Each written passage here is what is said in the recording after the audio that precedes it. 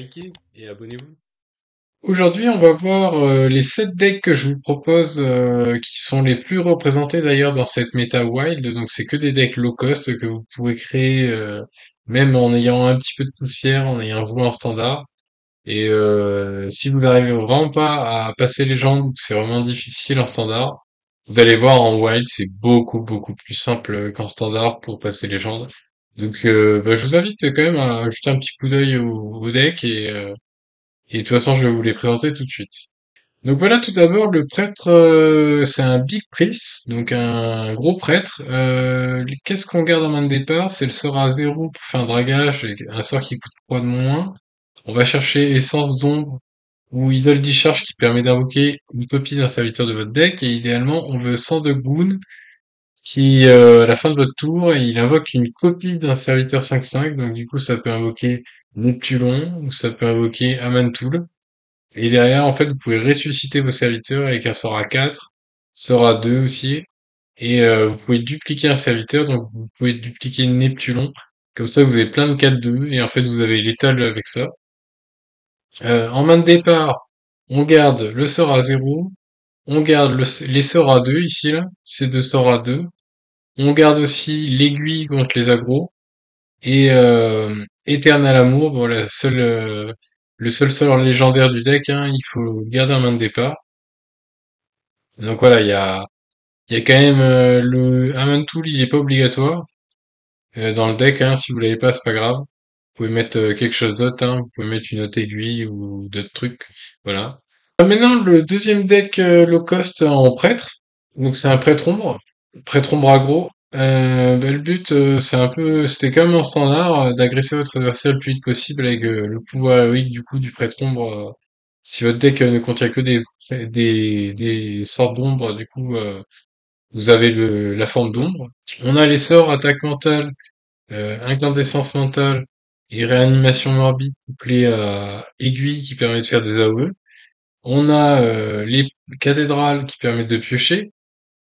Et derrière, on a un petit peu petit pack mecha. On a un pack pirate. Et on a un pack surtout pour agresser en fait. Avec les gangrels pour les poser vite, les nomades aussi pareil pour les poser vite. Donc voilà, c'est un deck vraiment ultra agressif et ultra fort dans la méta. Et en plus, il est low cost. Et voilà le dernier deck low cost, donc c'est un prêtre miracle. Donc ça c'est ultra fort en fait. Tour 2, tour 3 ou même tour 4, vous pouvez mettre un full board avec des 7-8 provocations, une 30-30, des choses comme ça. Alors comment on fait en fait pour faire une 30-30?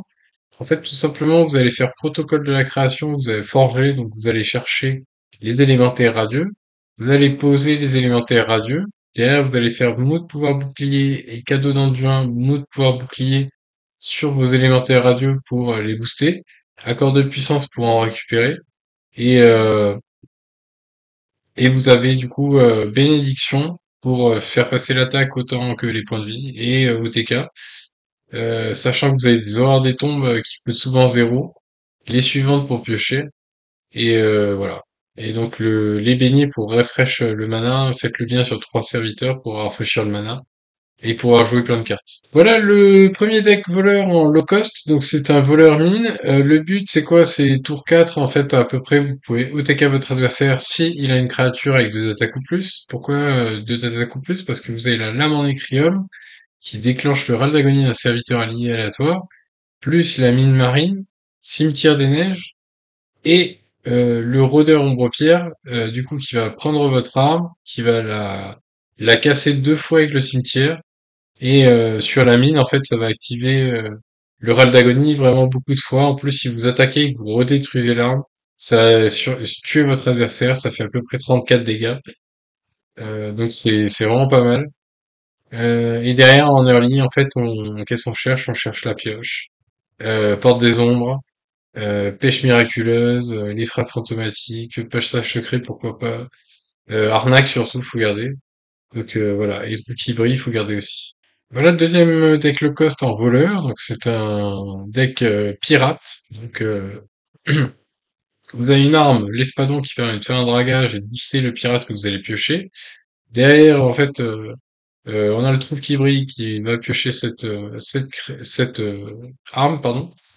Vous avez le canon du navire pour infliger des dégâts dès que vous allez jouer des pirates, ça tombe bien, il y a quasiment que des pirates dans le deck. Et hip-hop harmonique et coup de poignard pour faire des dégâts monstrueux avec l'arme.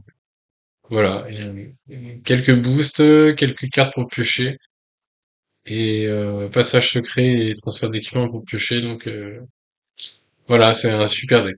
Maintenant, voilà le deck druide low cost que je vous présente. Donc du coup, c'est un druide aggro.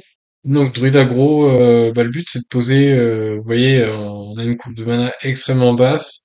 On essaie de poser le plus de tokens, et après ensuite on les booste, rugissement sauvage, un coup de rugissement sauvage, un coup de marque du lotus, et puis plein de serviteurs, et puis boum, en général c'est la victoire assez vite. Et voilà le deck Shaman Totem Pair, donc ça c'est un deck les plus représentés dans la méta en wild, même si c'est pas le plus représenté avec le prêtre-ombre.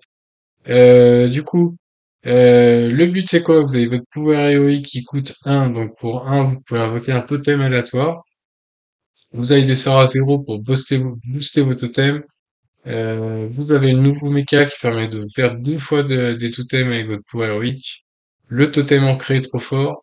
Burin de gravure trop fort.